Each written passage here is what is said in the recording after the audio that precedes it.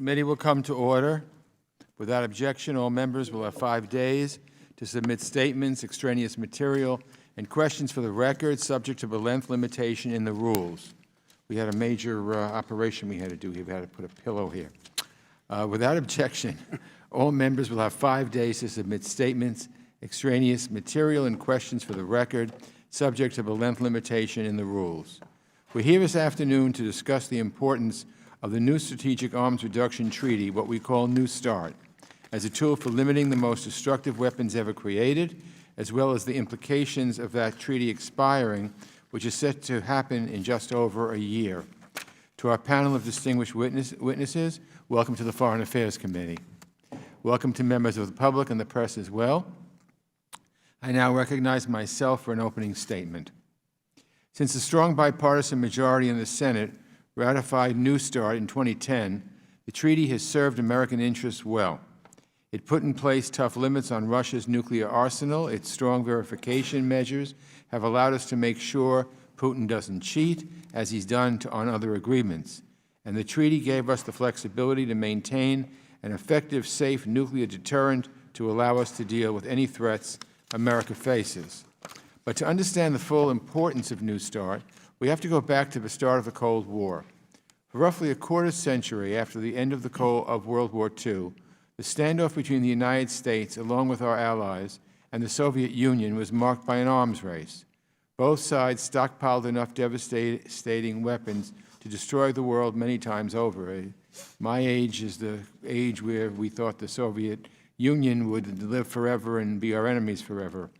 Then 50 years ago, the Nixon administration launched the Strategic Arms Limitation Talks, or SALT. These talks were based on the notion that arms control, rather than an arms race, was the best way to keep the Soviet Union, now known as Russia, in check while avoiding a calamitous nuclear war. The SALT talks produced two groundbreaking agreements that were ratified in 1972 and in the years that followed. A bipartisan consensus formed around prudent arms control agreements as a key tool in advancing American security and keeping the Soviets at bay. Virtually every president since then has recognized the importance of arms control. President Carter signed the SALT II agreement. The first President Bush signed the original START treaty with Mikhail Gorbachev in 1991, and President Obama negotiated its successor, the New START treaty. At the time New START was signed, that strong bipartisan consensus supporting arms control still prevailed. 71 senators voted to ratify. Former secretaries of state of both parties spoke out in favor of it. It was a clear reflection of the old adage that guides our committee's work, and Mr. McCall and I have said this many times, that politics should stop at the water's edge. But in the years since then, we have seen a few strains of criticism. Some people just don't like arms control for ideological or political reasons. Some would welcome a new arms race, and some just seem intent on undoing anything that President Obama touched. If the treaty's opponents get their way, it will draw its last breath in February of 2021. At that point, absent some extension, Russia's nuclear forces would be completely unconstrained for the first time since 1972. Some of us here remember those days, as I mentioned before. We remember air raid drills and duck and cover. We remember Soviet nuclear weapons based 90 miles off the coast of Florida in Cuba. We remember when the threat of nuclear annihilation loomed over our lives. And when I look at Russia today, I see an unpredictable adversary. I see an autocratic leader in Vladimir Putin, hell-bent on undermining democracy, splintering the West, and restoring some 21st century version of the Soviet Empire. The President suggested yesterday that Russia might not be a foe. Well, guess what? I believe he's wrong. And the last thing that we should want is for Vladimir Putin to massively expand his nuclear arsenal without any limits. No treaty is perfect, but with the clock ticking on New START, we need to ask whether we're better off with or without it. The answer is obvious to me, and I hope the Trump administration does the right thing and extends the treaty. I look forward to hearing from our witnesses on these issues. I look forward to their testimony, pending which I recognize my friend, the ranking member, Mr. McCall of Texas, for any opening remarks. Thank you, Mr. Chairman, for holding this important hearing. This committee and you and I personally have worked extensively in a bipartisan manner over the years to highlight the continued threat that Vladimir Putin poses to the United States and to our interests abroad.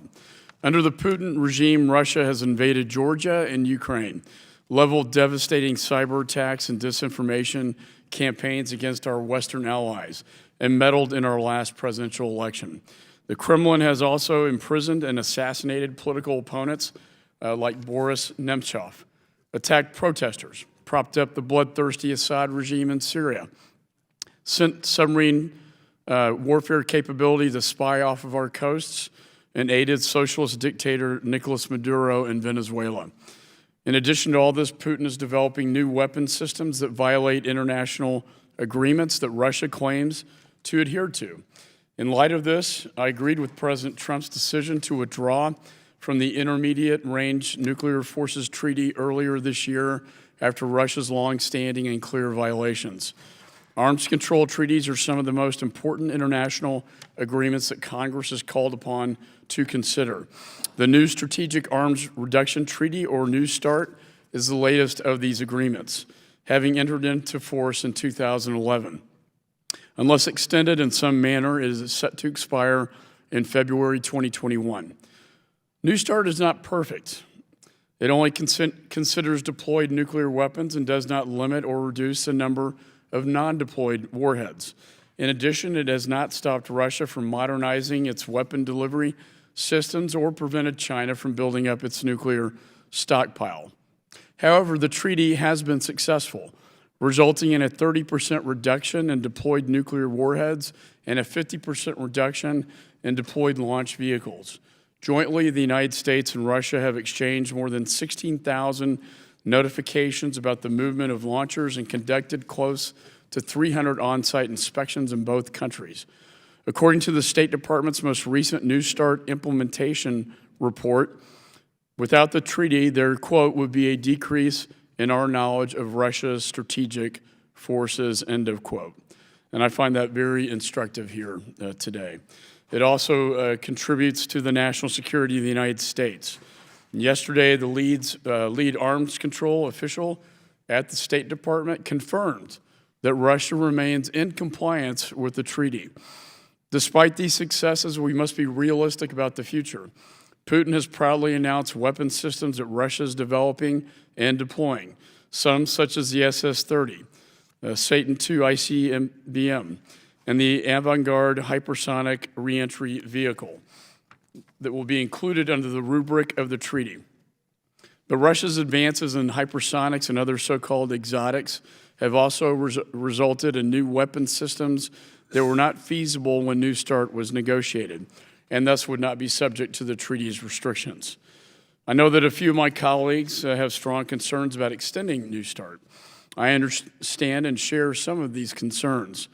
And as they have noted, the treaty places no limits on the deployment or stockpile of Russian tactical nuclear weapons or some of their new hypersonic missiles, which may not be covered by the treaty itself. I also understand the concern that China is not part of the New START or any similar treaty restricting its nuclear or hypersonic weapons. And while I'd like to examine the feasibility of expanding New START to address China's nuclear arsenal and Russia and Chinese exotic weapons, they have made it clear that they are not interested in doing so. And so because of this, we need to ensure that New START is extended in a responsible manner and that a strategic dialogue begin as soon as possible to negotiate a new arms control agreement with Russia and possibly China that addresses these outstanding issues. And Mr. Chairman, I know our offices have had extensive discussions about the future of New START, and I understand that portions of your amendment and the amendment I helped co-sponsor have now been included in the NDAA conference report, which is good news, and I look forward to seeing what comes out of that and continuing our conversations as we move forward. And with that, I yield back. Thank you, Mr. McCall. I'll now introduce our witnesses before asking them to summarize their testimony. Everything will be submitted for the record. Admiral Michael Mullins served in the United States Navy for more than 4 decades, capping a distinguished career by serving as chairman of the Joint Chiefs of Staff from 2007 to 2011 and chief of naval operations from 2005 to 2007. Last year, he joined the board of directors of the Nuclear Threat Initiative, and since his retirement, he also has taught national security decision-making and policy at Princeton's Woodrow Wilson School and is president of MGM Consulting. Rose Gottemoeller recently completed 3 years as the Deputy Secretary General of NATO, where she devoted significant attention to NATO's relations with the EU, UN, Russia, and China. Prior to that, she served at the State Department as the Undersecretary for Arms Control and International Security and as the Assistant Secretary for Arms Control Verification and Compliance, in which position she was the chief U.S. negotiator of the New START Treaty. Pranay Vadi is a fellow in the Nuclear Policy Program at the Carnegie Endowment for International Peace. Previously, Vadi was a civil servant in the Office of Strategic Stability and Deterrence Affairs, Bureau of Arms Control, Verification, and Compliance at the State Department. He served as the Interagency New START Treaty Bilateral Consultative Commission, Backstopping Policy Committee Chair, and on the New START Treaty BCC delegation, and worked on the suite of U.S.-Russian arms control and deterrence issues.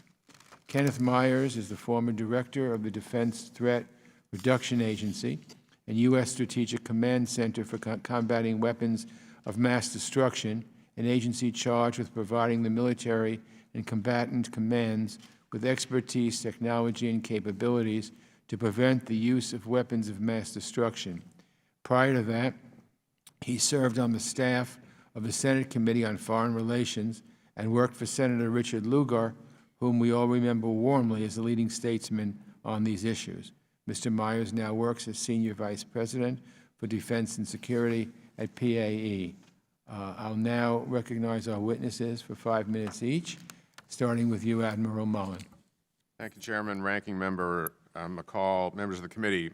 Thank you for the opportunity to appear before you today on a vital issue that affects the lives of every American and, indeed, I think the security of the world. I'd like to submit for the record my full statement in support of extending the New START Treaty, and in addition, highlight for you now what I see as the key points in favor of extending New START. Without objection, so ordered. Based on my firsthand knowledge of the treaty and its successful implementation to date, and my belief that the Strategic Arms Control Agreements are an integral element of our overall nuclear policy and posture, I want to make 6 key points today. First, the New START Treaty contributes substantially to the U.S. national security by providing limits, verification, predictability, and transparency about Russian strategic nuclear forces. New START limits the U.S. and Russian strategic nuclear warheads and delivery systems and contains a robust verification and transparency set of measures, including extensive exchanges of data, notifications regarding the number and status of each side's strategic offensive arms and facilities, and on-site inspections to confirm that data. As of August 2019, the U.S. and Russia have exchanged approximately 18,500 notifications, and U.S. inspectors have conducted more than 150 on-site inspections in Russia, providing us a high confidence that Russia is complying with the treaty's limits and other provisions, and vice versa. New START also contains provisions to facilitate the use of national technical means for treaty monitoring. Indeed, without the treaty and its verification provisions, we'd be flying blind. Second, it is strongly in the U.S. national interest to extend New START for 5 years so that the United States and Russia can continue to realize the mutual benefits and stability it provides. I support a straightforward extension of the treaty. Measures that change or add new obligations to the treaty, such as bringing in another country like China, or new categories of weapons, such as non-strategic nuclear weapons, cannot, as a legal matter, be pursued through the extension. Such measures would require a new agreement and a new Senate advise and consent process. That said, it is certainly appropriate for the United States to seek an understanding with Russia about how the treaty will apply to any new strategic systems it deploys while the extended treaty is in force. This can be done in the treaty's Bilateral Consultative Commission, or BCC. Let me now address some of the specific concerns that have been raised in the United States in the debate over the extension of New START, Russia's new systems, and bringing China into the negotiations. New START will apply to the new strategic weapons systems Russia is most likely to deploy during the treaty's extended lifetime, and it provides the best means for discussing Russia's novel and emerging systems that could be deployed later. In the near term, we have very effective means to address the new Russian strategic systems that are most likely to be deployed in the next 5 years, and that is to extend New START. Both the Sarmat heavy ICBM and the Avangard hypersonic vehicle deployed on a Russian ICBM will be accountable under the treaty, as recently confirmed by Russian Foreign Minister Lavrov and by the Russian Commissioner of the New START Bilateral Consultative Commission. Getting that commitment in writing in the context of extension would be a great accomplishment for the administration. With respect to other strategic systems that are much less likely to be deployed during the lifetime of an extended New START, the treaty includes a provision stating that the party can raise in the BCC questions about the emergence of a new kind of strategic offensive arm. If New START lapses, we will lose the limits and verification we have on our Russia's existing strategic systems, as well as the only available vehicle for subjecting limits and verification to the two new systems most likely to be deployed. The alternative to New START extension is a nuclear free-for-all. No limits, no verification, and no predictability regarding Russian strategic nuclear forces. Any additional steps or agreements the United States wants to pursue with Russia or other countries like China will have a better prospect for success if the foundation of New START remains in place. It is critical to conduct a strategic stability dialogue with China, pursue transparency and confidence-building measures, and lay the groundwork for future arms control measures. But it would be an unconscionable mistake to sacrifice the benefits to national security of mutual restraints with Russia to the pursuit of an unlikely near-term arms control agreement with China. Regular and sustained bilateral nuclear dialogue between the United States and China is also essential for building transparency and trust and reducing risks of miscalculation and blunder. Robust U.S.-Russia dialogue on strategic stability and bilateral and multilateral crisis management mechanisms with Russia are essential and should be reinvigorated. Congress should encourage and support this. I urge you to support and encourage the expansion and deepening of these channels of communication with Russia to enhance the security of the American people and our allies. Thank you for the opportunity to testify, and I look forward to your questions.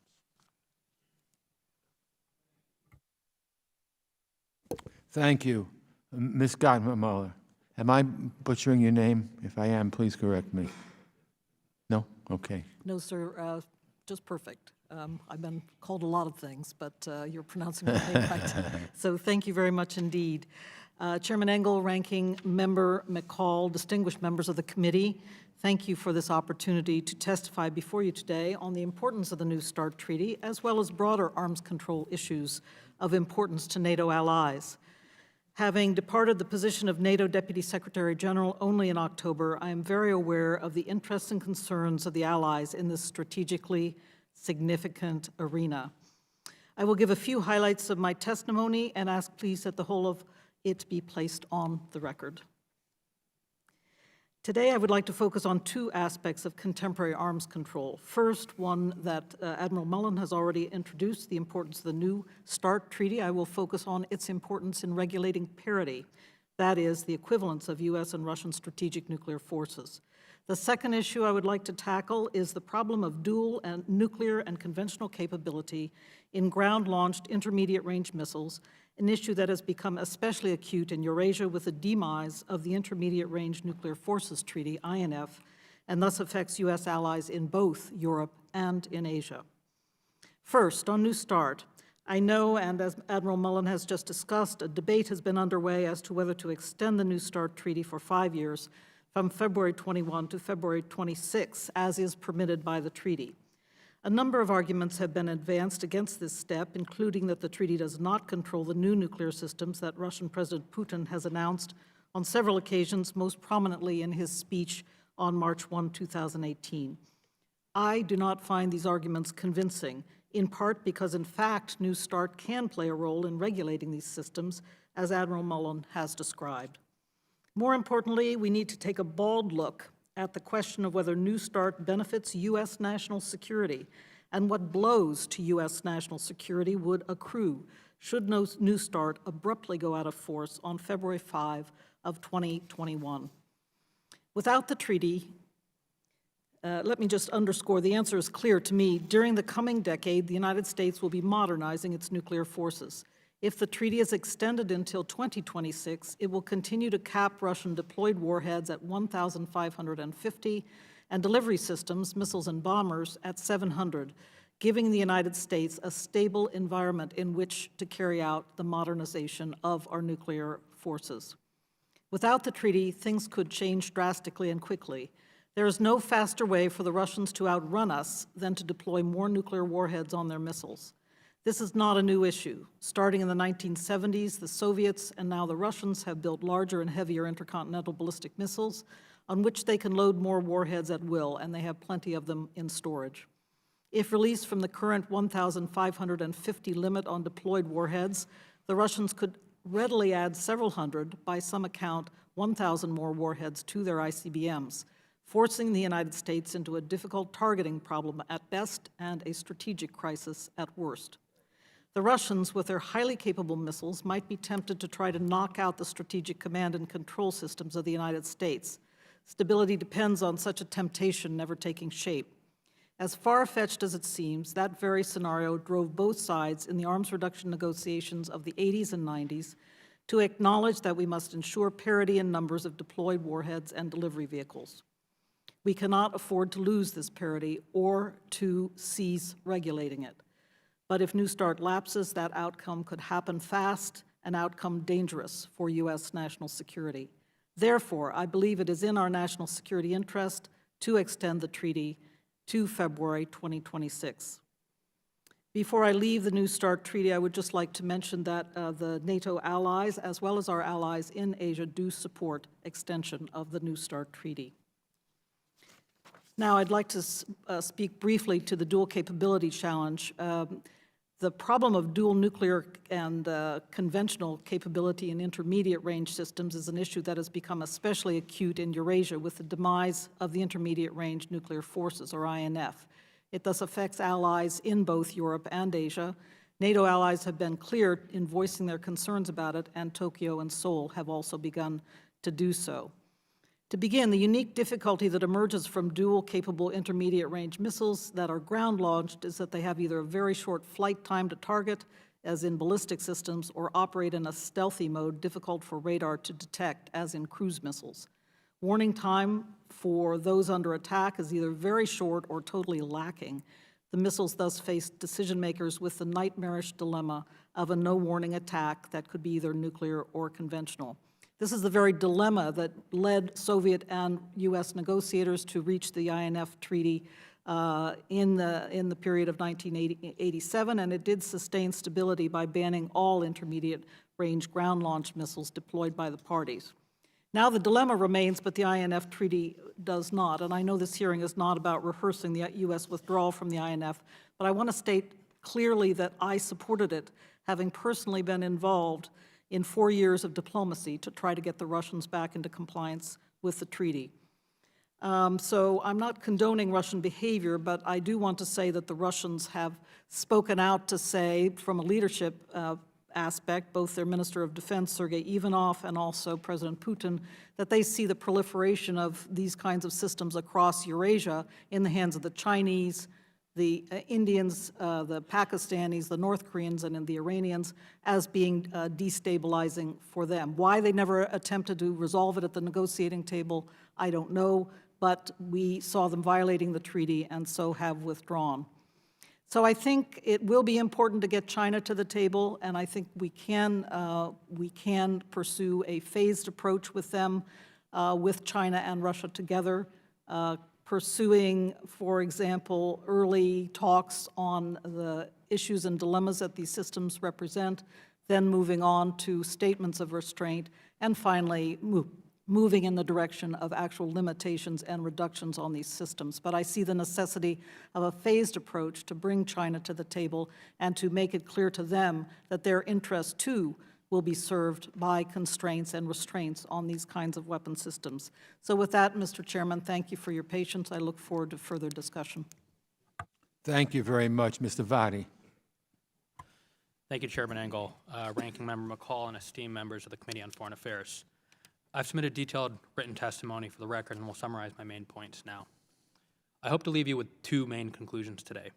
First, New START expiration exacerbates security threats facing the United States. Could you pull your mic a little closer? Yeah. It risks an increase in Russia's strategic nuclear forces and losing insights into Russia's nuclear operations. Further, treaty expiration will not address stated U.S. goals, like limiting Russia's tactical nuclear weapons stockpile or bringing China into an arms control process. These problems will remain unresolved after expiration of New START. Second, extending New START is valuable to U.S. security. Extension continues limits on Russia's strategic nuclear arsenal, which is modernizing as we speak. It also enhances U.S. allied relations. Extension will not create any new security problems for the United States. New START provides information on Russia's nuclear weapons for the U.S. intelligence community and military that is unlikely to be otherwise obtained. This information comes from data exchanges, notifications, and on-site inspections, which all show that Russia is complying with the treaty today. Under New START, the United States and Russia exchange a full accounting of their strategic nuclear forces and facilities through major data exchanges twice per year. They also exchange notifications, by latest count by the State Department, over 19,000 to date. Anytime a missile moves from one base to another, a new missile is produced or flight tested, or additional warheads are deployed on a system within days of that event occurring. Of course, the U.S. government simply does not take Russia's word with these data exchanges. On-site inspections provide short notice spot checks with just over 1 day of advance notice. Russia is left with some uncertainty regarding what nuclear base may be inspected when an inspection is announced, which helps promote Russian compliance. These measures help U.S. defense planners design the appropriate sized nuclear posture to deter Russia, which is by far the largest nuclear power of any potential U.S. adversary. Verification also deters future compliance challenges and provides information not based on sensitive U.S. intelligence sources. This is useful information to have when engaging Russian diplomats on nuclear weapons issues. Russia's novel or exotic nuclear weapons systems have been in the news recently. I'll cover these systems in detail in my written testimony and welcome any additional questions you may have on them. I want to make clear that New START is actually a good story in this respect. Only two new long-range nuclear systems, the Sarmat intercontinental ballistic missile and the Avangard hypersonic glide vehicle, will likely be deployed before the treaty expires. Russian officials have agreed to bring both weapons into New START accountability, which is a credit to the administration's experts who pushed for their inclusion in the treaty. Already, Russia has shown the Avangard hypersonic glide vehicle to U.S. inspectors. Thanks to New START, U.S. personnel have laid eyes on the very first known deployed strategic-range hypersonic glide vehicle Russia has ever fielded. They will do the same with the Sarmat ICBM once it's deployed. The bottom line is, the new Russian weapons that matter most to U.S. security between now and 2026, the furthest expiration date, should New START be extended for 5 years, will be constrained. Failing to extend New START will undo the limits achieved by the Trump administration on these two new systems. Yes, there are yet to be deployed nuclear weapons, which do not neatly fit into the treaty's definitions. However, it makes little sense to release constraints on the bulk of Russia's strategic nuclear force to try and limit a few developmental systems which are unlikely to be relevant to the United States before New START ever expires. Additionally, the Trump administration has argued that China should be brought into the arms control process. This is a worthy long-term goal. According to the Defense Intelligence Agency, China's warhead stockpile is in the low couple of hundreds, compared to the thousands of warheads that the U.S. and Russia maintain. Instead of attempting to limit China with the New START treaty, U.S. diplomats should prioritize keeping China from building up its currently small nuclear arsenal to challenge the United States numerically. This is not what New START was designed to do. Our differing goals with respect to China and Russia and their respective nuclear forces can be pursued more effectively after New START is extended. To conclude, let me state unambiguously that New START extension is in U.S. interest. Letting New START expire will undermine U.S. security. Extending New START will not create any new security problems. The treaty will continue to support U.S. national security goals, constrain Russia's nuclear arsenal, and provide a stable basis for the planned U.S. nuclear modernization, which will shift from development to producing new U.S. nuclear systems after the treaty expires. In addition, expiration would harm U.S. relations with its allies. For members here today, Congress has an important role to play in arms control policy. I encourage Congress to look seriously at the U.S. government's arms control workforce. Promoting diplomacy in this area, hiring and retaining the next generation of arms control experts are important missions the committee can embark on. The President can extend New START with the stroke of a pen. I hope that today's hearing will move the House and Senate to take up bipartisan legislation and further messaging to signal Congress's strong interest in New START extension. Thank you for the opportunity to testify, and I look forward to answering any questions you may have. Thank you very much. Mr. Myers. Mr. Chairman, Ranking Member McCall, and members of the committee, it is an honor to testify on the future of the New START Treaty. I'd like to summarize my written statement and have it submitted for the record. The views I will express here today are my own and not necessarily those of my company, PAE. I believe the New START Treaty should be extended before it expires in 2021. I reach this conclusion for two reasons.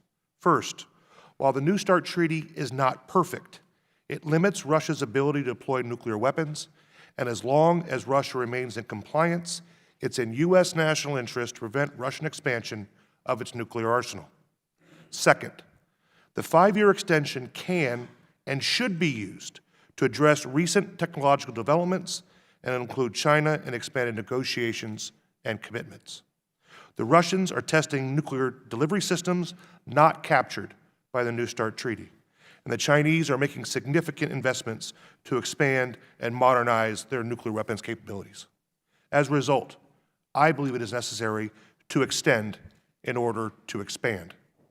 On a personal note, I would like to thank the Chairman and Ranking Member for naming the bill after Senator Richard Lugar and Representative Ellen Tauscher. I had the privilege to serve on Senator Lugar's staff for 15 years, and I am thankful to have worked for a true American statesman who made the United States more secure and the world a safer place. Mr. Chairman, treaties will never be perfect, and they are not panaceas. By their very nature, they are compromises between governments. As a result, they alone cannot ensure American security. During my time in the Senate, I participated in the consideration of many treaties. The concern heard most often was a level of certainty to detect cheating. President Reagan's famous dictum of trust but verify is heard regularly, and rightfully so. In large part, the Defense Threat Reduction Agency, or DTRA, is the entity charged with responding to President Reagan's challenge. DTRA conducts the inspections in Russia and escorts Russian inspectors in the U.S. The treaty and technical weapons experts at DTRA are the very best in the world. They train and exercise regularly to maximize the verification opportunities under New START and other treaties. After leaving the Senate, I had the pleasure to serve as the director of DTRA for 7 years and testified in support of the New START Treaty in 2010.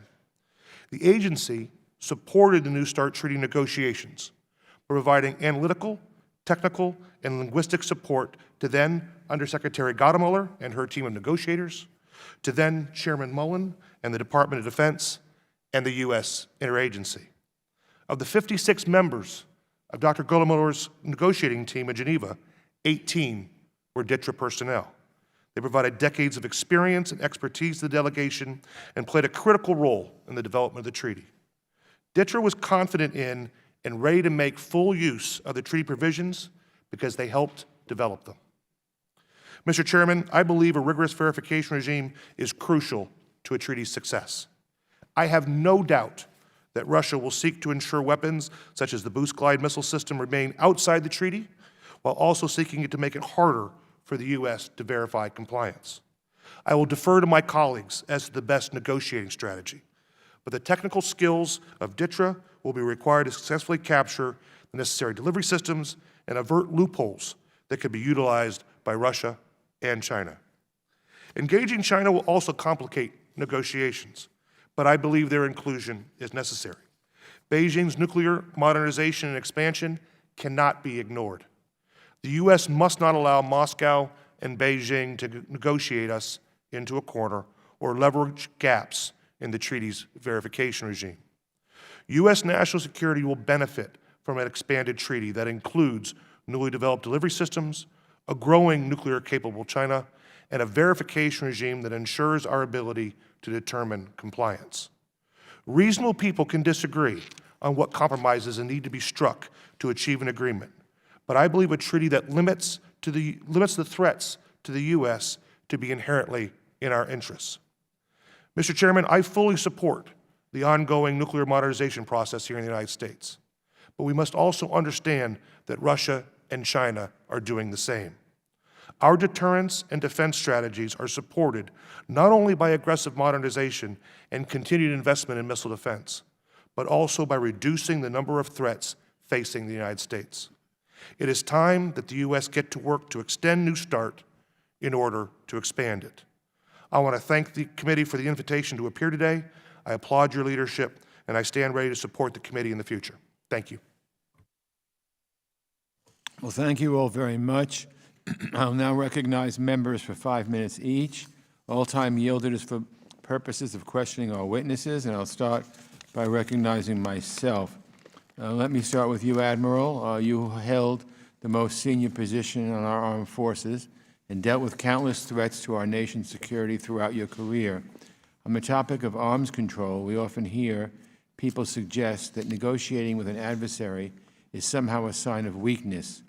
Can you address this question? Do you think arms control negotiations can help strengthen our position vis-a-vis adversaries like Vladimir Putin's Russia?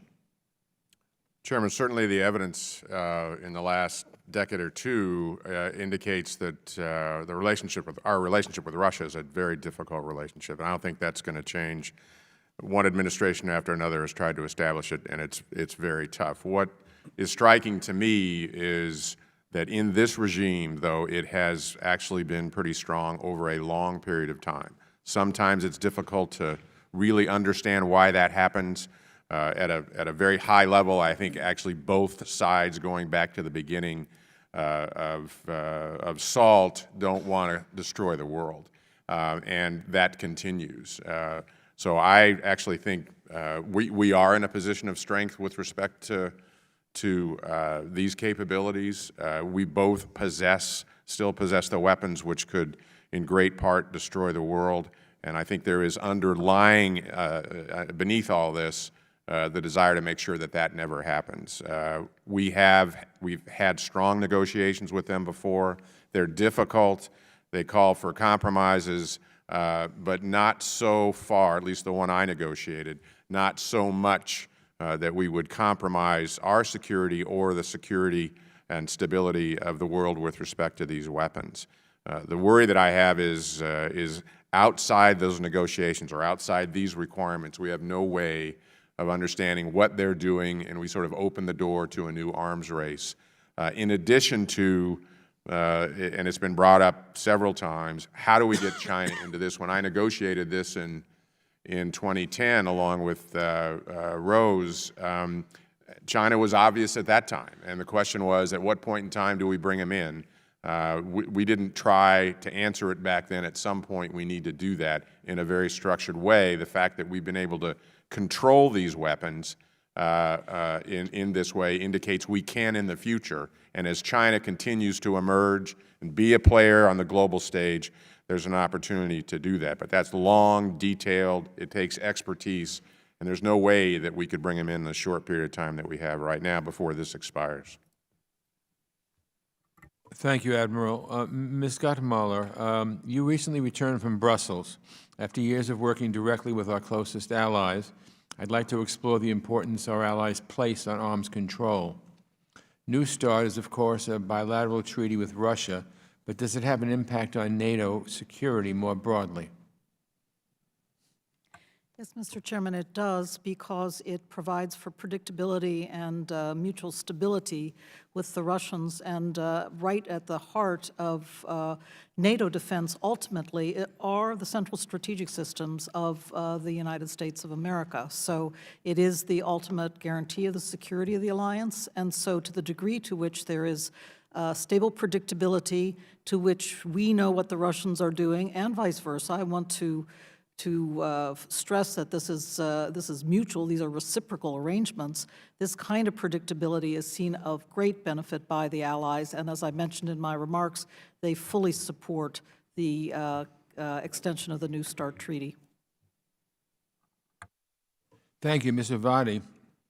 Let me ask you this question about China, because many members of our committee are concerned about China, and we understand the Trump administration is anxious to include China in future arms control talks. Could you go into more detail on the state of China's nuclear arsenal? How concerned should we be about China's nuclear weapons at this stage as compared to Russia's?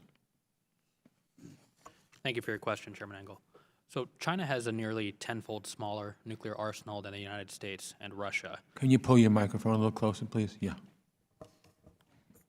China has a nearly 10-fold smaller nuclear arsenal than the United States and Russia. Estimates from the U.S. government and non-government organizations put the Chinese stockpile number between 200 and 300. China has a declared no first use policy, meaning they have stated a commitment not to use nuclear weapons first, and they're satisfied with the purely retaliatory nuclear posture. China doesn't have any alert nuclear weapons. It keeps warheads demated from its ICBMs, though there's a debate in Beijing whether that should change based on actions by the United States as the relationship grows more competitive. In contrast to China, Russia is a nuclear peer of the United States. They roughly have the same numbers and types of nuclear weapons as the United States, especially in their strategic nuclear force. A greater overall number of non-strategic nuclear weapons, but a lesser stockpile of strategic nuclear weapons. Beyond the numbers, the U.S.-Russian nuclear weapons relationship is a relatively stable one. Each country has a means to annihilate the other through a survivable retaliatory strike. And the size of Russia's arsenal, its interest in qualitative improvements in its offensive capabilities, its commitment to funding nuclear weapons development, even while its economy is in a weak state, is not a problem that's going away. The United States should and will continue to treat Russia as the preeminent driver of U.S. nuclear policy. I think we should ask ourselves what could drive China to perceive a need to increase its nuclear arsenal, and that should be the driving element of U.S. arms control policy towards China. If this is a core tenet of the U.S. arms control approach to China, that is to say not to spook Beijing and racing to parity, abandoning no first use, alerting its ICBMs, then signaling that the United States and Russia are going to maintain an arms control relationship is especially important to engaging China in arms control. We shouldn't allow New START to expire and potentially invite China to race to parity with the United States, because they have the capability to do so and they have the financial means to do so. Because that will make China a much larger challenge down the road. Thank you. My time's expired, so I'll call on Mr. McCall. Thank you, Mr. Chairman. First, Admiral Mullen, thank you for your service to our nation over the many years. We all have a great deal of respect for you, sir. And I just want to ask you first, there are many who say, you can't trust Russians, and I don't. But our State Department did say that they are in compliance with New START. What would be the negative consequences of pulling out of the New START agreement? If I were to go back to the negotiations, and Ms. Gottmuller here has spent most of her life in these kind of negotiations, this was really my first. But the difficulty of the negotiations were the technical details. How many inspections? What were the national technical means? We need you to leave a certain site that you've been able to inspect alone in the future.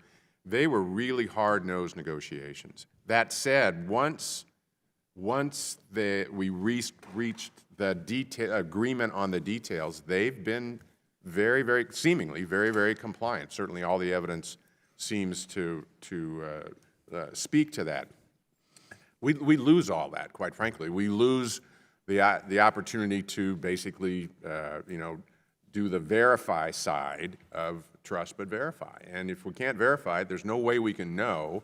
And I think in the openings, some of the opening statements in Rose's opening statement, what Russia is doing in terms of developing new capability, larger warheads, larger missiles, what they could actually put to use beyond these limits very quickly, it's pretty scary. And then we're in a position where are we back in the arms race that we thought we'd sort of up through, the end of the Cold War, we'd sort of left behind.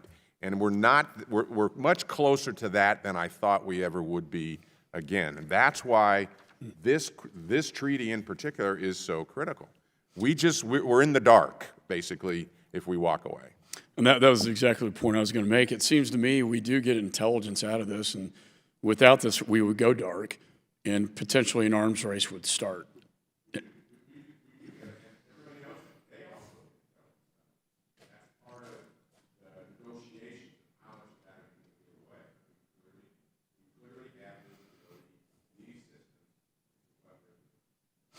So the other arguments we hear is, as you talked about China, I agree that we need to look at China. But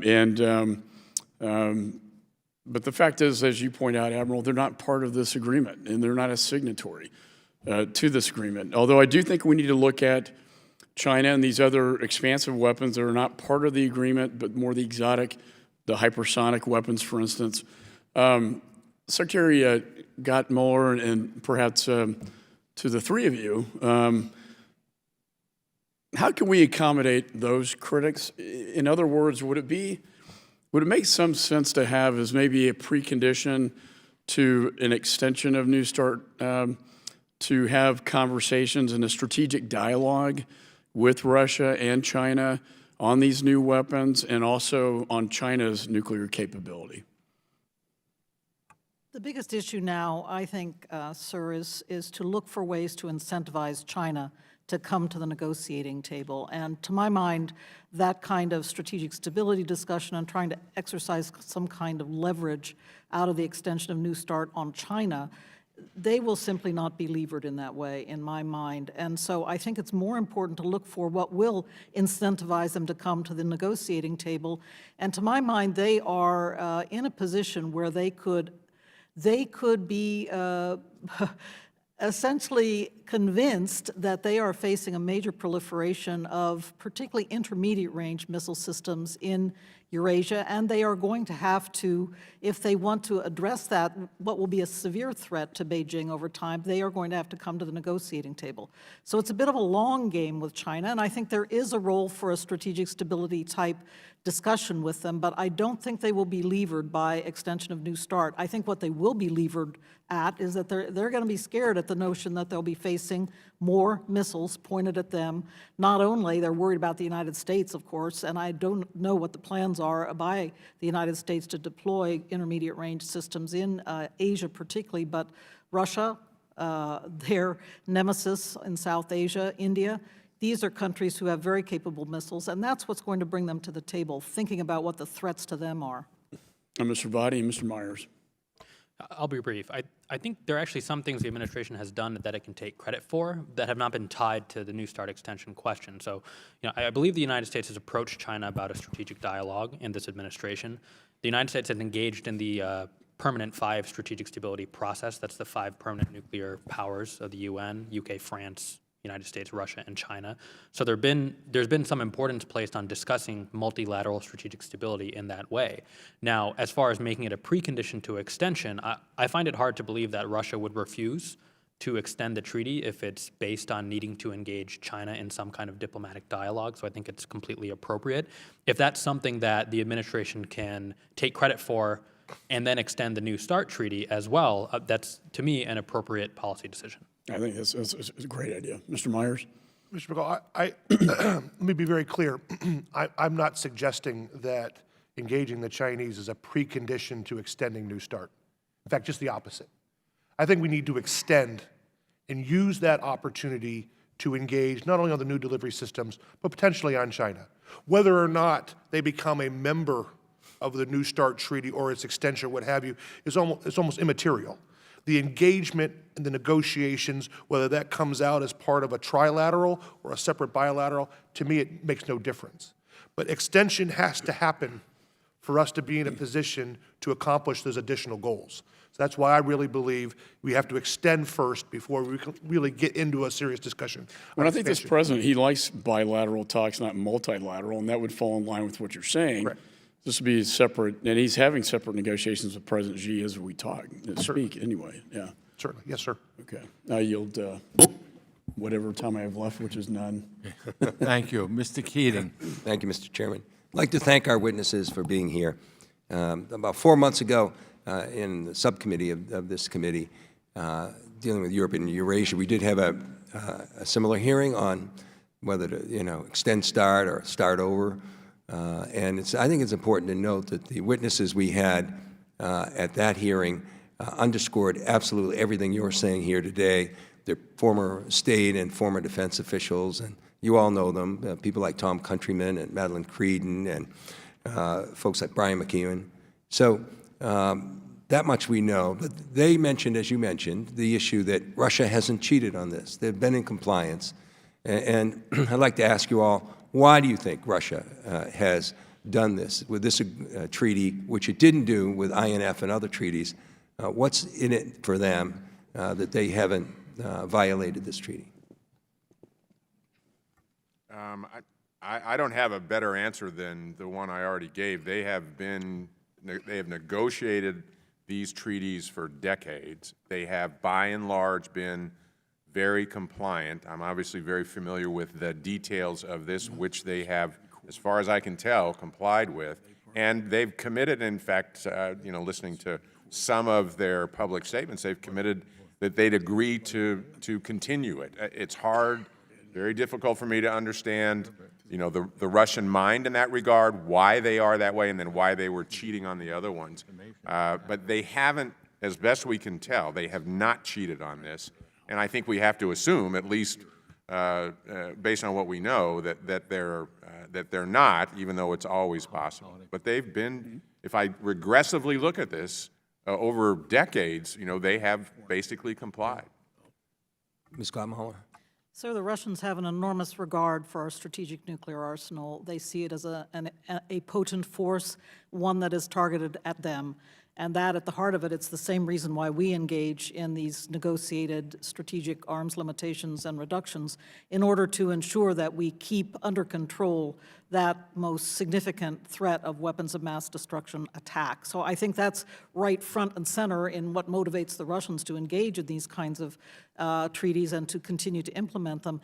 But furthermore, there's some real bread and butter issues. We've talked about the notification regime providing us a real-time look at the Russian nuclear arsenal. These notifications provide them a real-time look at our strategic nuclear arsenal. So they know when our submarines are getting ready to deploy. They know when our ICBMs are getting ready to go into maintenance. This kind of mutual predictability has been mutually stabilizing, and so I think they have an important reason and rationale in that realm as well. Could I follow up with one of your other statements that you said in your opening remarks? You mentioned our NATO allies. After the INF Treaty, after we moved away from that, which NATO did agree with, although they agreed, I could tell you that there were great concerns and disappointments with our allies that we didn't consult with them during that process and bring them in the loop more than we did. How important, hopefully as we begin these discussions, how important is it to bring those allies of ours into the loop and make sure they know what's going on from our perspective? I want to begin my remarks, sir, by giving some good credit to this current administration, who did provide a significant amount of information, including intelligence information, that enabled our allies to determine that Russia, independently, that the Russians indeed are in violation of the INF Treaty with this new SSC-8 missile. So there was a good deal of consultation. It took some time, and there were some frustrations, just as you've said, but in the end of the day, a good deal of information was provided, and the allies did independently determine the violation. That said, going forward, New START obviously is a bilateral treaty between the Russian Federation and the United States, but as I mentioned a few moments ago, allies see it as part and parcel of their deterrence and defense agenda as well, and so they will be very keen to have tight consultations both on the extension of the treaty and what goes forward as well in terms of further reduction negotiations. Great. Any other comments? Mr. Batty? Sure, I'll agree with the previous two witnesses' statements. The one thing I'll add is New START has an effective operational verification regime, which sets it apart from the INF Treaty. The INF Treaty's verification regime expired in 2001. New START, meanwhile, inspectors from Mr. Meyer's former organization have the opportunity to crawl over Russian nuclear bases 18 times a year. They are confirming data that the Russia provides to the United States through the data exchanges and notifications, and making sure that the warhead counts, the locations of missiles on a system-by-system basis are where the Russians are saying they are. As a result, I think Russia is deterred from cheating on the New START treaty. A broader point is that I think, as Ms. Gottemoeller said, Russia would be scared to death of a strategic arms race with the United States. They can't keep pace financially or technologically with the United States on these types of technologies. I agree. Thank you. Mr. Smith. Thank you very much, Mr. Chairman, and thank you to the panel for your expertise and your leadership for decades. You know, the 18 short-term, short notice on-site inspections each year, maybe you can give us a little further insight what the proximate cause is when we decide on a short-term basis we're going to go and we're going to look at this, what often triggers that, how sure are we, what's the degree of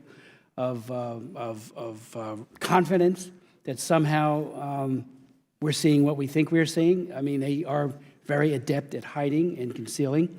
Let me ask you, too, if the U.S. were to push China's inclusion, how serious would Russia's demands be that France, with its 300 nuclear weapons, and the U.K. with 200 or so nuclear warheads, be included as well? Would that become like a make or break, and the next thing you know, the whole thing implodes because of that expansion?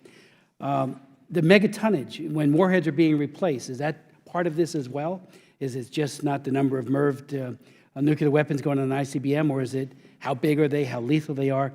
And then when it comes to modernization, how does extending or not extending New START affect each nation's modernization plans? I know from everything I've read and been following, and you've kind of said it today, you know, they would be unleashed to do even more, so would we be in like fashion. But, you know, to me, modernization means more lethal, more accurate, maybe safer, and that's a good component, but more lethal. I mean, again, getting back to the megatonnage, are we looking at something that just manages the old MAD theory, or you know, and what has ever happened to that? And we know the mutual assured security concept during Carter, then into Reagan, became very much a, you know, a better talking point than just obliterate both sides. And where are we on that? You know, how does that factor into all of this? But again, those first questions, if you could. Admiral Mullins? Actually, what I'd like to do is just get at the modernization issue, because that became such a big part of the last negotiation. Although, as far as I know, basically it was, were we going to be able to carve out enough money to commit to the modernization of our systems, which was badly in need at the time. And it was about more capability. It was about technically, it was also about upgrading them and being able to test them obviously in a non-explosive way to make sure that actually the systems could respond. And there was an awful lot of that which was in play, a lot of money that was set aside in the budget to be able to do that. I know that that has been in great part invested, but I couldn't tell you today that we're where we want to be. I know we're very committed to that. And that was part of what, and listening to General Mattis, or to Secretary Mattis's testimony, I know he was committed to that as well. Mr. Byers. Yes, sir. With regard to the inspections, the first part of your question, I'm going to be a little bit careful here in terms of how we pick targets, because that's done by an interagency process. But we make 2 points. First and foremost, everything is done very, very deliberately.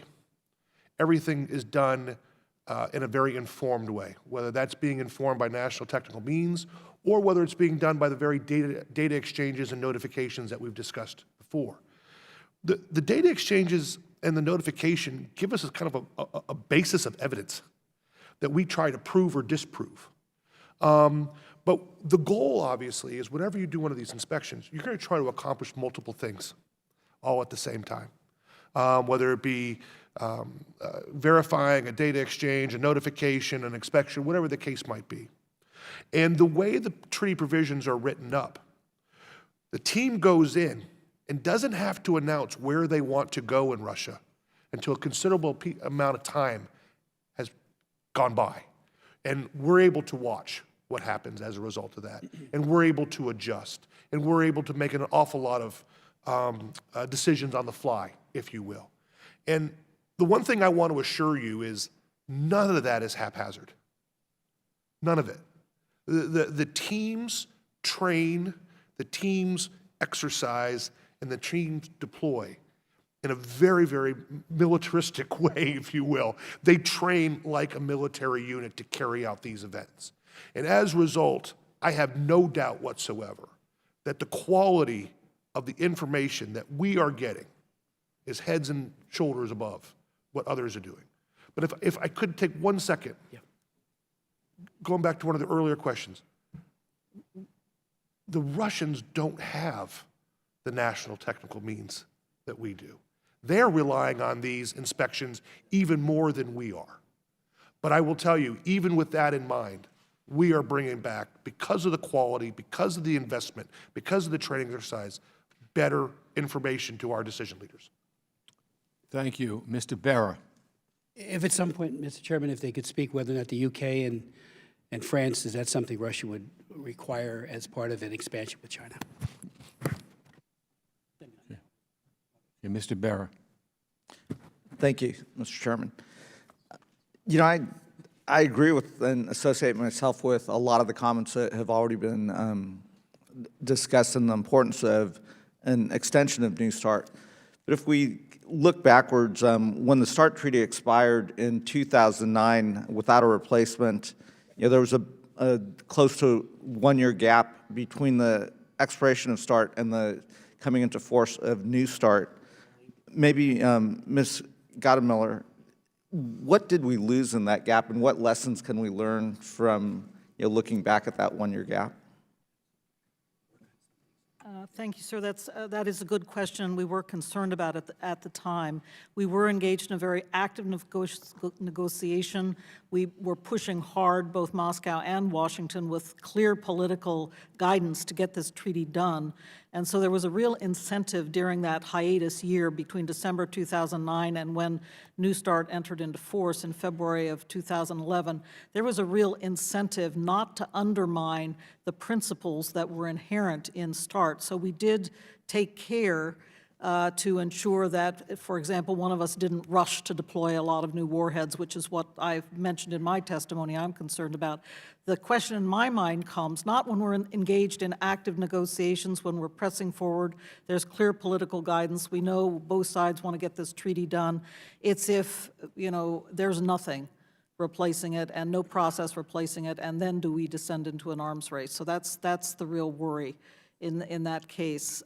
If I may address very quickly the question about UK and France, in fact, we have always been assiduous at the negotiating table not to allow the independent nuclear arsenals of UK and France to fall onto the table, and that has been a clear and really unrelenting position of the United States at the negotiating table now for several decades.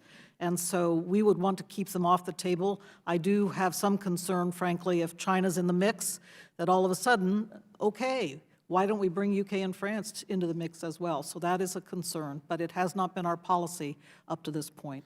So, you know, going back to my original question, circumstances have changed between 2009 and 2010, and if we fast forward to U.S.-Russian relations in 2020 timeframe, would you say Russia still has that same posture where if New START were to expire, that there would be an urgency of continuing the negotiation to come up with a new agreement? Or is Russia looking at the scenario differently today? From what I hear from Mr. Putin, sir, I would not be confident of that. I would think more that they would be enthusiastic about continuing to develop apace new nuclear capability, unconstrained by any treaty. So they would be, again, circumstances have changed. Russia would be in favor of seeing an expiration here. At this moment, they too are concerned about the U.S. arsenal modernization, so I think there is an interest in Moscow in seeing New START extended. We hear that time and again from the Russians. They see an interest, a security interest in the treaty. But should the treaty go away, my only point is that, as my colleague, Mr. Vadi, said, they will put the necessary resources into doing what they think they need to do to maintain a nuclear edge, and even perhaps some nuclear, beyond the nuclear edge, some nuclear superiority. Right, and the danger there is if we see that they are advancing, that prompts us to then redeploy. So there is a necessary urgency right now to have that negotiation start moving forward, et cetera. If I'm an optimist, and to work in this body at this particular moment in time, you have to be an optimist and think about what that future looks like. Obviously, it's not in China's interest to see a nuclear arms race taking place between the United States and Russia and intermediary strategic assets. You know, when I think about India, and we don't have an accurate number of what their capabilities are, but what I can find on the internet is anywhere from 130 to 140 nuclear weapons, whether that's accurate or not. I imagine China has concerns about India's expansion. I know certainly India and Pakistan have their intentions there. What are the possibilities of, you know, again, making sure there's not a nuclear arms race between India and Pakistan? And maybe, Mr. Vadi, you could touch on that briefly. Sure, and I won't pretend to be an expert on South Asian nuclear affairs, but I think, to relate it back to the U.S.-China arms control policy debate, one of the issues that we will face in approaching China once you get past this argument that, China has so many fewer nuclear weapons is going to be China taking a look at its own regional security situation, and that will necessarily drag in China's worries about India, China's concerns about our allies in East Asia, and what I'm trying to convey is that this becomes a very, very complicated negotiation very quickly, as opposed to this question of extension between the U.S. and Russia for a bilateral agreement, which, again, as the two largest nuclear powers, it just makes sense to continue to have that process in place. Thank you very much. Mr. Mast. Thank you, Chairman. I appreciate it. As I'm sitting here trying to think about and analyze what's going on with New START, I want to ask a question a little bit outside of that whoever feels they're most apt, most educated, can offer the most profound statements on. Whoever wants to answer this, answer it. As we sit here and think about China and Russia, and we think about our history of nuclear policy, whether it be mutually assured destruction or ladders of escalation or selective ambiguity, can you explain to us right now what is the posture of Russia and of China today? And obviously, this doesn't exist in a vacuum where we're only talking about unconventional weapons. They have conventional weapons as well, and totally different world now. What we deal with China compared to the Cold War with Russia and the engagement in the global economy and what's going on out there with global militaries or regional militaries. Can you talk a little bit about that? So as we think about New START, we think a little bit about how did they think of nuclear weapons defensively, offensively, not just as a first-use weapon or not, but more broadly? It's a great question. I mean, I've kind of believed that in this century, the most important relationship, bilateral relationship, is going to be between the U.S. and China. That's principally driven by the economy and everything that sort of follows to that. What I've been one of my biggest concerns with our relationship with Russia is it's gotten so bad that it's actually pushed Russia and China together in a way that I couldn't normally or have ever imagined. They've got I think it's a 1,100-kilometer border that they've been fighting across for a long time. They're not natural friends. And yet in this environment that I find ourselves with, struggling with a relationship with China for lots of reasons, and I'm not critical of that, they're going to be a tough country to engage and move forward constructively. But I see Russia more and more aligned with China. Just the other day, there was I think they signed a contract for an energy bill that was unimaginable just a few years ago as a relationship. I don't know how far that's going to go. That, to me, speaks to the vital requirement to figure out how to work with Russia in a way that doesn't cement that relationship for the better part of the century, which I think would be bad for us and bad for the world. If I may, I will just add that Admiral Mullen's quite right. There's been a long history of conflict between Russia and China. We don't see it at the moment. They're in a significant, I would say, more than marriage of convenience at the moment, and it's related to economic cooperation also because Russia is under a lot of sanctions, and so it deals with China instead of with Europe and the United States, the rest of the world. So there are a lot of reasons for them to be close together now. My view, though, of the intermediate-range nuclear weapon, the N9M729, that the Russians have now built and deployed is that it had an aspect to it of being a response to the deployment of these systems in Asia. And so it is if, although the Russians will never say this outright, they'll never admit it, but they have talked about the proliferation of these systems across Eurasia, beginning with China, as being a reason why they themselves need these missiles. So there is that aspect, I think, that we need to keep in the back of our minds, even as we watch a strong marriage at the present moment. I'll just add one fact to that point. When Russia first started modernizing its Cold War era short-range ballistic missile systems with the new Iskander system it deployed in the mid-2000s, the first areas of deployment were actually in East Asia. It wasn't that long ago, in that 2005 to 2007 timeframe, that a former Russian defense minister complained publicly about there being more Chinese-speaking citizens in Siberia in the east of Russia than there were Russian-speaking citizens. So they were very aware of the threat that China posed as its defense military capabilities were growing over time. So for now, the relationship to be warming to me is both good for them in international bodies because they're presenting a front against the United States and playing spoiler more often than not, but also complicates U.S. arms control policy and U.S. arms control thinking when it applies to East Asia. Not to be overly dramatic, but both want to end the American century. They want a multipolar world. They want their own spheres of influence. And they want to make sure that they keep the United States out. To me, I know it's rather brusque to say it that way, but at the end of the day, I think that's the basis. Thank you all for your analysis.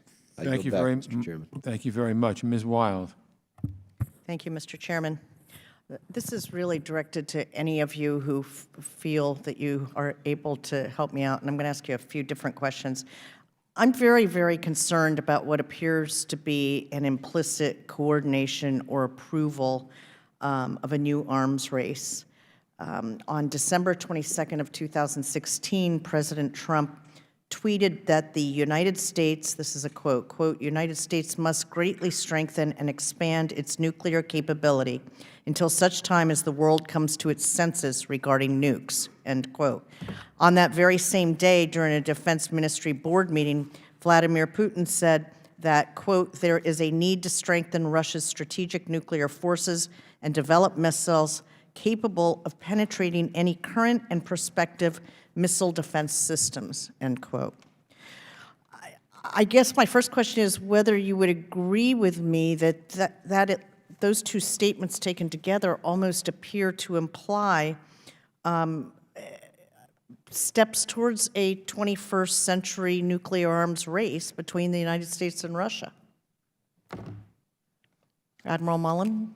I mean, tied specifically to the purpose of this hearing and whether we should extend New START or not, I think the chances of igniting that kind of race go up exponentially if we don't extend, first point. Secondly, and I think you were talking about 2016, I've seen reports in the media as recently as this morning that Putin and President Trump have actually talked in a constructive, positive way about getting together on this treaty.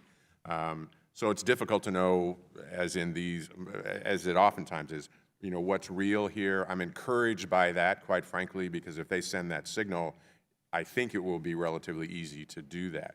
So maybe I'm more optimistic and pessimistic at this point because of their recent public statements about where this should go. Assuming that they maintain those positions. Yes, ma'am. Anybody else care to comment? Mr. Vadi? Sure. Thank you for your question. Thank you. I think that there has been and maybe always will be an incipient qualitative arms race, even when the U.S.-Russia nuclear relationship is governed by a treaty. Past arms control treaties such as the START treaty banned specific types of technologies like air-launched ballistic missiles, strange basing arrangements for ICBMs. New START permits a little bit more flexibility on both sides because both parties are modernizing their nuclear forces. What's important about New START is it caps the quantitative arms race. Each country can only deploy so many operational, readily available for use nuclear weapons at a given moment, and that's why continuing New START is important to curbing the arms race where possible. I mean, again, going back to my previous comments, the U.S. has technological capabilities and know-how that Russia does not, and I find it hard to believe that the U.S. would not approach a negotiation for a new arms control agreement, whether that's bilateral or multilateral, without seeking to preserve some of those advantages. Thank you. Anybody else want to comment on that? If I may, I'll just briefly comment. Thank you. I have been concerned that there is clearly there are competing budgetary demands, and Admiral Mullen already referred to how we've had to think carefully about how we will get the right support, the degree of support needed for the modernization of the U.S. nuclear arsenal over the next decade. Very important debates in this country about that, budgetary concerns to focus on. I begin to worry that Mr. Putin doesn't face any of those same constraints, and if he chooses to put in place and continue a pretty irrational program like this so-called Buryavestnik, the nuclear-armed cruise missile that is so dangerous because it is highly radioactive. The propulsion system's highly radioactive, so difficult to operate. We abandoned these kinds of systems in the 50s because they were so dangerous to operate. So here we have a certain discipline that the budgetary process applies, which I fear does not apply in the Russian Federation. And if I could just stay with you, is mutual assured destruction still a legitimate deterrent? I think the importance we have now is that we have the parity, the balance of forces, and that we both have a good reliability and redundancy in our forces, and so they know that they cannot get a first strike, that in fact they would suffer a devastating retaliatory strike. So in that way, they are deterred, and it's the same for us.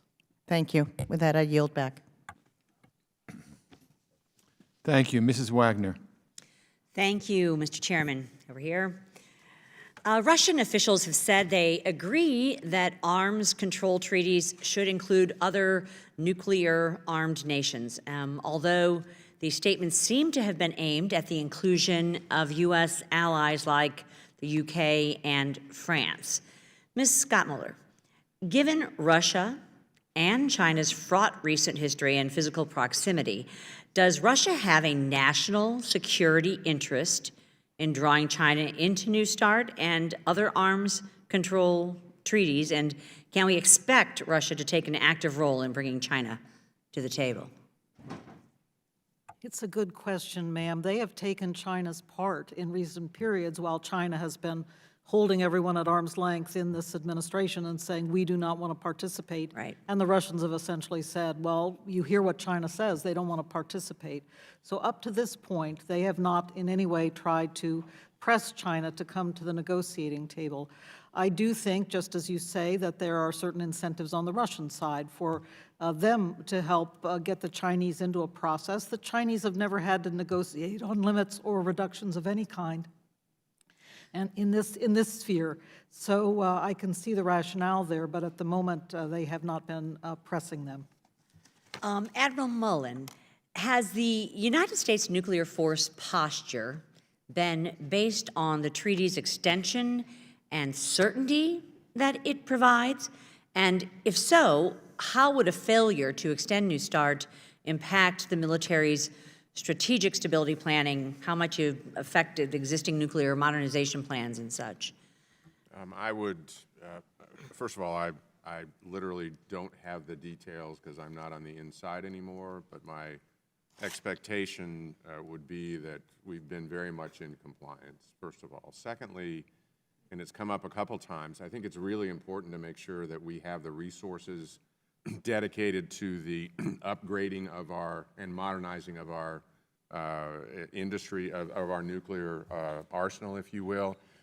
I really don't know where that stands. That was actually negotiated as a part of the ratification process, so it's not cemented into the treaty itself, and it was a commitment on both sides to provide the resources. And so committing to that would put us in a position, and I think as Ms. Gottmuller has stated, put us in a position, and the other witnesses, to actually move ahead if this thing just, if this stopped. I don't advocate for that because I think there are lots of downsides associated with that. So I think we're fully in compliance. We are as ready as we are required to be, and I wouldn't be overly concerned about that. If I were concerned about one thing, it'd be where we stand in the modernization and upgrade. Yes. That, I'm just wondering how it does affect our existing nuclear modernization plans. You mean if we walk from this? Yes. I think I mean, it's quite frankly going to depend on the priority for the administration. It's a lot of money. I think my recollection was back in 2010, the number was about $5 billion that we needed to put into it, to commit to in the FIDP at that particular point in time. So it's billions. How much of it's, and I know we have invested a lot, it would be based on the status and the priorities for the administration to upgrade and continue to commit resources to the entirety of the nuclear capability. Thank you, Admiral Mullen. Mr. Myers, do you believe there are any gaps in the verification regime? And if so, what can we do to improve them as part of the talks for an extension? Well, thank you for the question. It's a hard question to answer because you don't know what you don't know. But the level of confidence here in the United States on our ability to detect non-compliance on the Russian side is very, very high. That's number one. Number two, over the life of the New START treaty, we have no evidence of cheating on their part. Three, and to me this is the most important, the individuals charged with carrying out the verification missions were also involved in the drafting of the verification procedures and the language. I commend Undersecretary Gadamoller at the time and Chairman Mullen at the time for having the DTRA inspectors at the table with them, because it wasn't an issue of something's negotiated and it's delivered to the inspectors and said, now go do it. They were Verifiers were there at the table during. Absolutely. So at the end of the day, treaties are compromises. You never get everything you want. But I will tell you, having talked and walked and watched these individuals do their job and exercise, they were very confident. Great, thank you. My time has expired, Mr. Chairman. I yield back. Thank you, Mr. Levin. Thank you, Mr. Chairman. I want to commend you and the ranking member for your leadership on this issue, for holding this hearing, and for doing it in a bipartisan way. I want to follow up on my good colleague from Missouri's questions, Mrs. Wagner, about what if this goes away? I mean, if New START went away, if we, for whichever reason, we would have no limits on Russia's nuclear forces for the first time since 1972.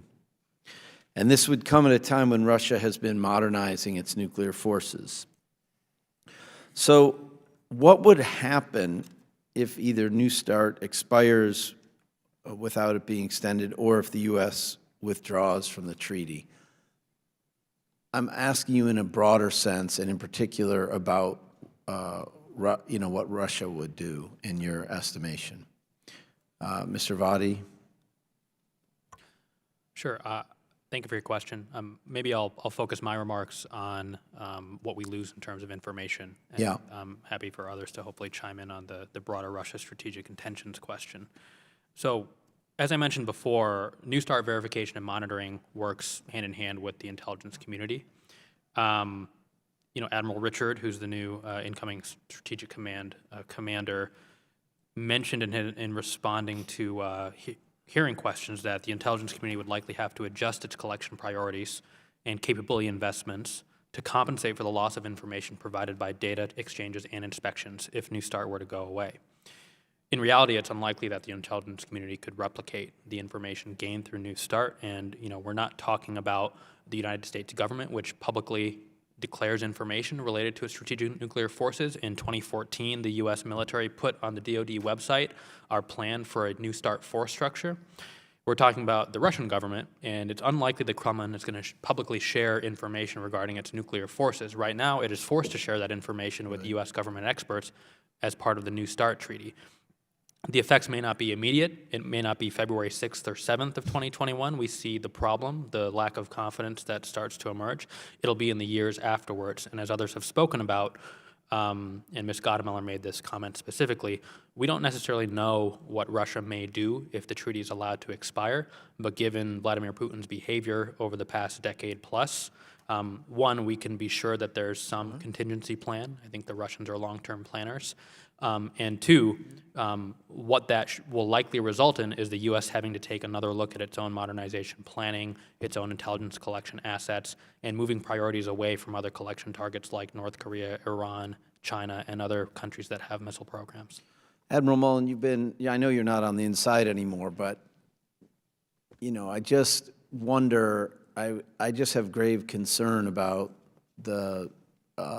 this situation for nuclear proliferation and for what happens between our country and Russia if this goes away. What are your thoughts? This is almost a signal that it's okay to increase around the world, quite frankly, anybody that's got nuclear weapons to increase the size of their arsenal, one. The other is strategically, I couldn't tell you the exact year, but of 2002, 3, 4, Putin made a very conscious decision to invest in his strategic forces, and he continues to do that. And yes, he's got limited resources, we know that. But he's been very consistent here over what is now almost 2 decades to continue to make that investment. And there's I mean, we don't know for sure what would happen, but certainly based on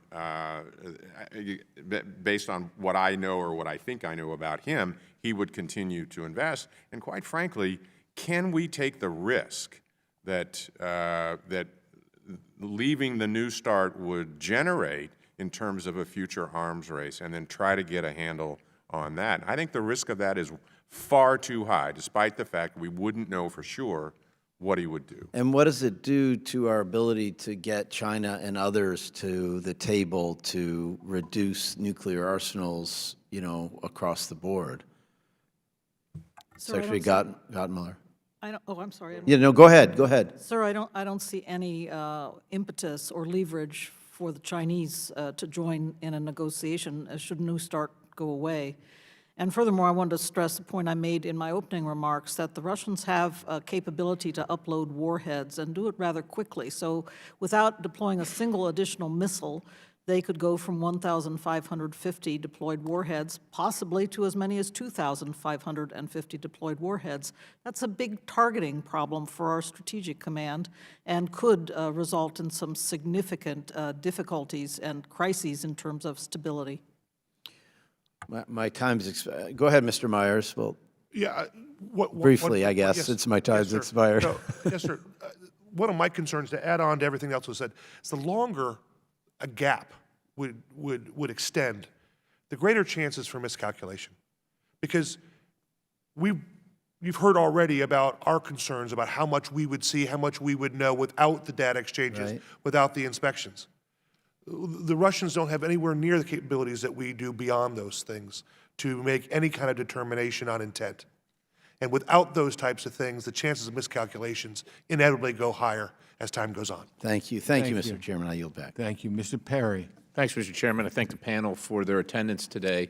Just listening to my good friend and his questions, Ms. Gottemoeller, I was going to ask a question about China, assuming that we do a New START treaty which encumbers the United States and Russia. What is the impetus for China to constrain themselves? What is the impetus for Pakistan to constrain, or anybody?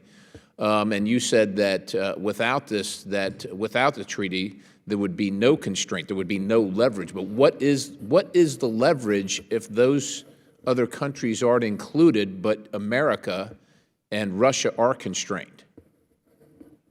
As my colleague, Mr. Vadi, pointed out, sir, the Chinese have so many fewer strategic nuclear delivery vehicles, very much smaller strategic nuclear arsenal. I really think the incentive for the Chinese can be developed in the near-term period, getting a handle on their intermediate range systems, which are the ones that are the so-called carrier busters. They're the ones that really concern our military as well.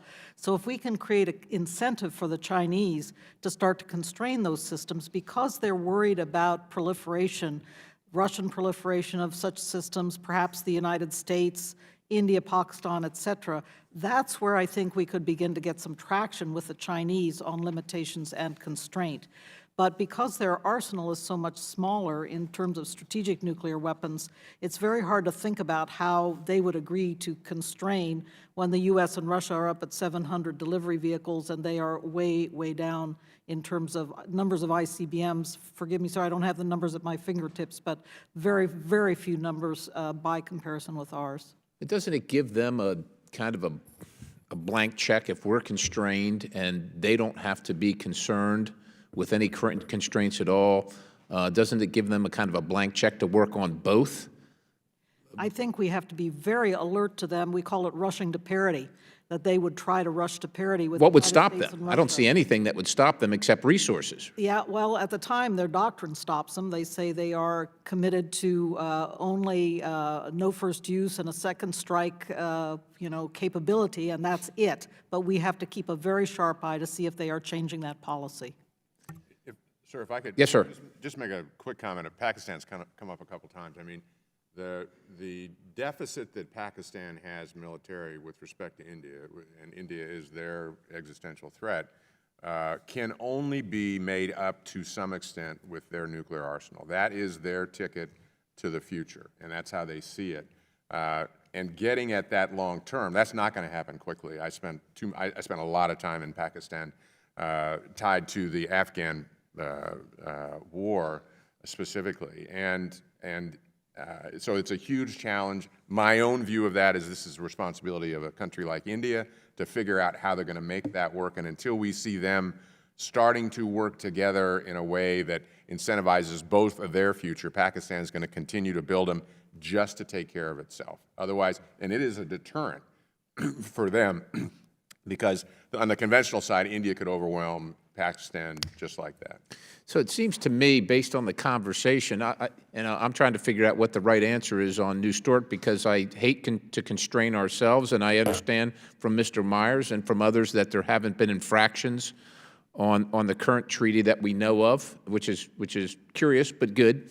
But I am concerned about leaving some of the other actors out while we pursue this, constrain ourselves, and don't engage them at all. And I wonder if this is an opportunity that we should take to maybe they're not included in New START, but maybe they're engaged in something separately at the same time, since it's going to be topical. Everybody's going to be watching, and it's an opportunity to say, we're not absolving you folks either.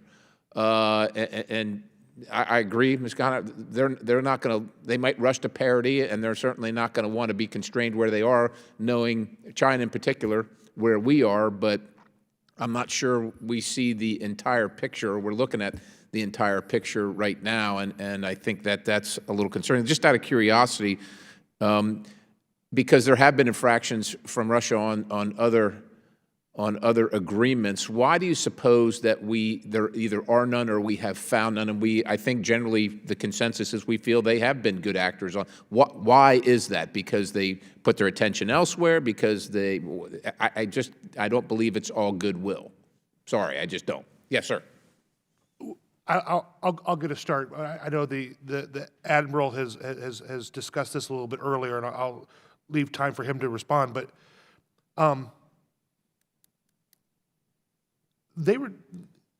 they have as much to gain from this arms control process as we do.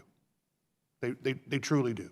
They are extremely worried and concerned about our strategic systems. They understand, and I think make a differentiation between intermediate and strategic. I also think that there is a level of recognition that, given our capabilities, that we would catch them. None of these are definitive, and none of these are the exact, no questions asked, that's the answer to the question. But I think these all make up part of the Russian psyche. I think it's all part of their decision-making. I think at the end of the day, they also understand the benefit of the United States being constrained. And having that helps them. No matter how they are always trying to get the edge, just like we are, no matter how they're always trying to come up with a new, improved, better, what have you, I think at the end of the day, they have as many benefits of this as we do, and they don't want to see it go either. Thank you very much. Ms. Bamberger. Thank you, Mr. Chairman, and thank you so much to our witnesses today for being here. And I'd like to start with a question for you, Ms. Godmuller. Former National Security Advisor John Bolton suggested that if there were political will on both sides, the United States and Russia would be able to extend New START or even negotiate a new treaty before the February 2021 deadline. So my question is actually a feasibility question, because recent press reports indicate that the State Department's Office of Strategic Stability and Deterrence Affairs has declined from 14 staffers in 2017 to 4 currently. And this is the office that is generally considered to house much of State Department's expertise regarding U.S.-Russian arms control agreements. Similarly, many of the remaining senior leadership members and political appointees at the State Department do, in fact, not have the same level of experience in arms control negotiations that we've seen over the years. So my question is, do you believe that if the administration at this time decided to renegotiate New START, that the State Department would in fact have the necessary resources and personnel and background of experience to restart these discussions, sorry, no pun intended there, and to best represent U.S. interests? Ma'am, I have taken note of comments of this type in the press and in speaking with people in the administration. I know that there is a view that there has to be a rebuilding of some of those capabilities and capacities, particularly in the State Department, because they have been whittled away in recent years. I will emphasize, though, and I want to refer to a point that Mr. Myers has made several times, the degree to which we benefited during the New START negotiations in having a huge amount of basic expertise among our inspectors who have worked now not only on New START, but back into the INF period from the late 1980s, so years of experience accumulated there, and also weapons operators. They turned out to be some of the finest diplomats we had working on the negotiations, with those guys who had been, and gals, who had been down in the ICBM silos or operating the submarines, the bombers. So we have a lot of natural diplomats in our government. So in the end of the day, I do agree and believe that the rebuilding of the State Department capacity in this regard should be effected, should be carried forward. But we also have a lot of natural talent in the government. And if you were to go about beginning to renegotiate or begin these discussions, what sort of buildup, and if this is something you can estimate, do you think that it would require to put the necessary personnel in place to begin really meaningful discussions? Well, as I recollect from my time as Undersecretary, that there is a certain amount of authority that is invested in the Undersecretary for Arms Control and International Security, and that I think that authority to hire on a rather expedited basis could be put to good use in this regard. Thank you very much, ma'am. Mr. Myers, would you like to comment or add anything to that? No, ma'am, other than to confirm what Ms. Godmuller just said. The Undersecretary, hearkening back to my days as a staffer in the Senate Foreign Relations Committee, the Undersecretary does have significant amount of authority. It's a brilliantly written piece of legislation, and he or she would have the ability to staff up quickly if needed. And Mr. Myers, or to anyone else who's serving as a witness today, are there any additional authorities or anything else from a brilliant legislative perspective that you might recommend for the future, for things for us to consider, those of us with oversight over State Department, that would be helpful to either these sorts of negotiations in the future or others? I think the question on people is a great question, and I'd stay with that. I agree that if this were to happen, the people are out there. They may not be working for the government right now, but they're incredible professionals, and many of them would come back if they knew this was going to be a very viable negotiation and with a potential outcome. The other thing it is legislation, but it isn't, is, where's the money? And that's always an interesting question. And where is it being spent? What are the priorities in the Pentagon, quite frankly, for the arsenal overall, and where do we stand? And getting a chalk line drawn on exactly where we are right now, I think, is really key. And there's an opportunity with the discussion of this to be able to understand that a whole lot better. Thank you very much. I appreciate all of your participation today. Thank you so much for your comments, and I yield back, Mr. Chairman. Thank you, Mr. Malinowski. Thank you, Mr. Chairman. Ambassador Gottmuller, you spoke in your testimony about the importance of the principle of parity in past and present arms control agreements between the United States and Russia or the Soviet Union in those days. How would that principle even begin to apply to the United States bringing China into this kind of an arms control agreement? I mean, would they have to come up to our level? I can't imagine us going down to their level very quickly. Does the principle apply? Parity was very much a decision that was made, Soviet Union and the United States, in earlier phases of negotiation about two equals who are deterring each other and deterring each other from a first strike on their forces, on their country. And in the case of China, we have not, as the United States of America, had that same approach or policy. In fact, Chinese doctrine supports a so-called retaliatory approach where they want to have an assured second strike, and they say they have a no first use policy, but they do not seek in the same way to, so to say, threaten us as nuclear equals in the way the Soviet Union did historically and now Russia does. So we are locked in this kind of nuclear embrace with the Russian Federation in the way we have not ever been with China before. So I, at the moment, would look for ways to avoid that. So this would be one of potentially many complicating factors in bringing China into this framework, which I think brings me back to the question of time. We only have a few months here. Are you or any other witnesses aware that the administration has actually done the groundwork, either with China or, if our goal is to renegotiate the agreement with Russia, to actually begin to have any chance of completing this process in that time frame? Congressman, I'm aware of several comments that members of the administration and I think the president have indicated. I don't believe there have been any cold hard negotiations or deep discussions. And again, just to be clear, I think, not to speak for the whole panel, but I think most of us are trying to say extension has to come first. And only then can you create the conditions to bring in additional systems or bring in additional countries.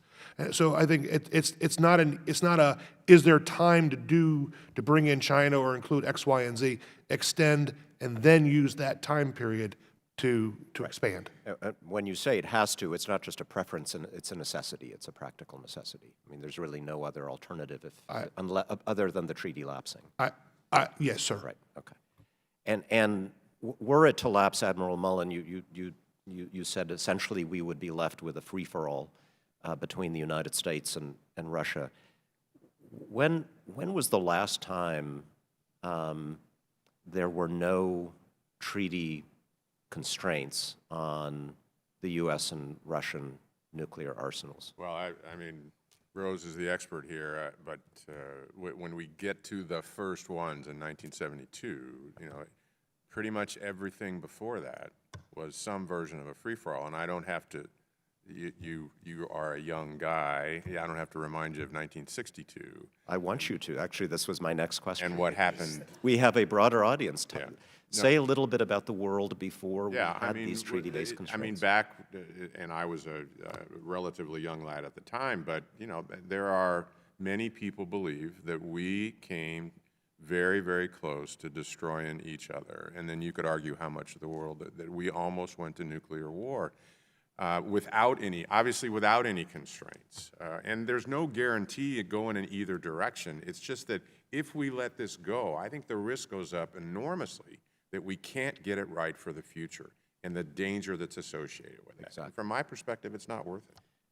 And we therefore chose to make these kinds of agreements with a Soviet Union that was our sworn enemy, rightly so, and it did not actually in any way constrain us from confronting the Soviets on other issues. Arguably, it actually freed us to confront them more safely. Isn't that correct? It is, and what's important is they chose as well to do the same thing. Thank you. I yield back. Thank you, Ms. Omar. Thank you, Chairman. Thank you to our panelists for coming and being part of this important discussion. It's my understanding that every president since Kennedy has started or completed an arms control agreement in their first term. And our current president is on track to break that streak. So I'm curious if you all would talk to us about what are the implications of this particular agreement, the New START, for allowing it to expire. What are the implications? Is it nuclear war? Is there a narrative implication for arms control around the world? And please chime in. I would love to hear from all four of you. Perhaps I'll start, ma'am. I think this is the year when the Non-Proliferation Treaty is being reviewed, 2020. This, we were discussing a moment ago, the Cuban Missile Crisis. It started and trained a number of both multilateral and bilateral negotiations involving the Soviet Union. The NPT was a signal accomplishment that entered into force in the early 1970s and has kept the number of nuclear weapon states sharply constrained in that time. So I think that this is a very important year to send a signal to the whole NPT family that nuclear arms control and reduction still matters.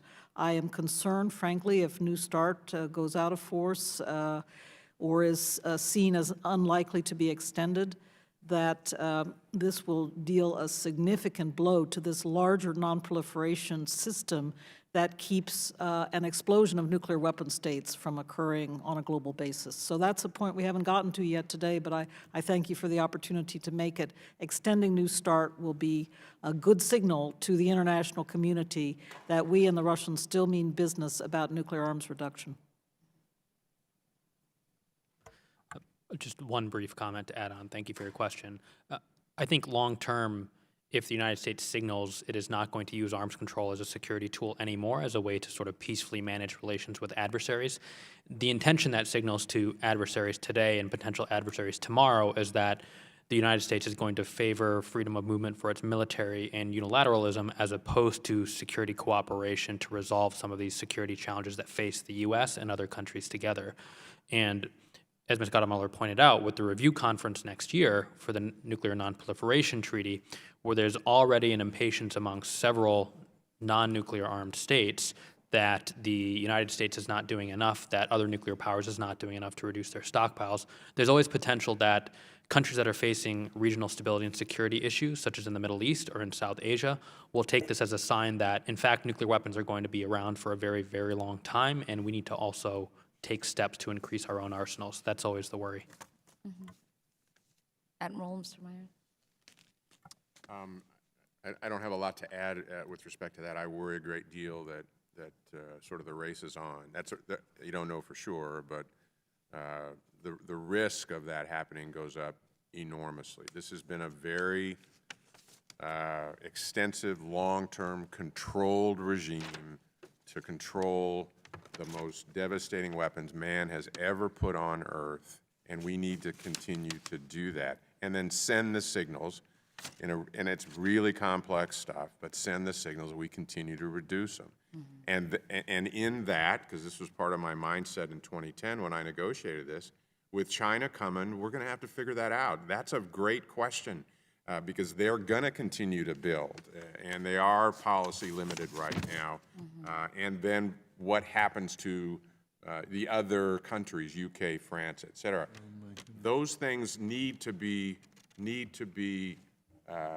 negotiated or figured out in the future. But the centerpiece for this, for decades, for safety in the world, have been the Soviets, now Russians, and us, in a very stable agreement over an extended period of time to handle these most dangerous, devastating weapons.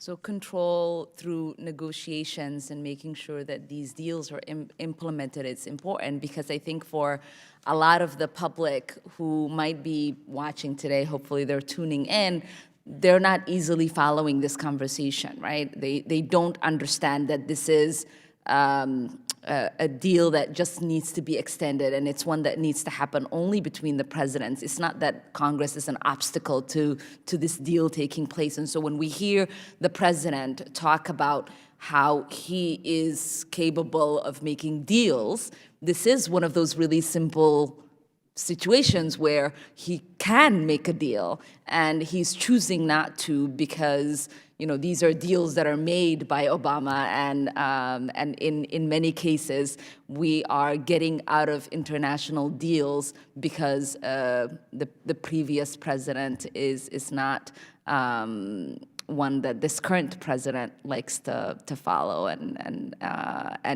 our world is being placed in danger because of a political spat. And so I thank you all for urgently talking about the need to not allow for this to expire, and for the chairman for allowing this conversation to take place. Thank you. I yield back.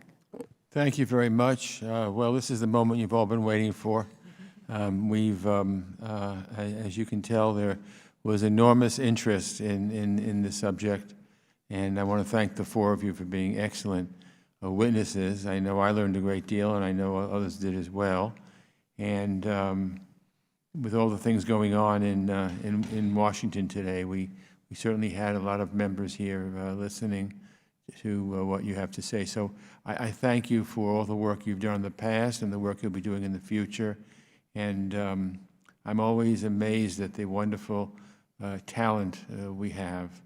I guess that's why things keep working well, despite us raising our hands sometimes and fretting. But we have nothing to fret about, because what I heard today was a lot of clarity and a lot of common sense. And I just hope that we will heed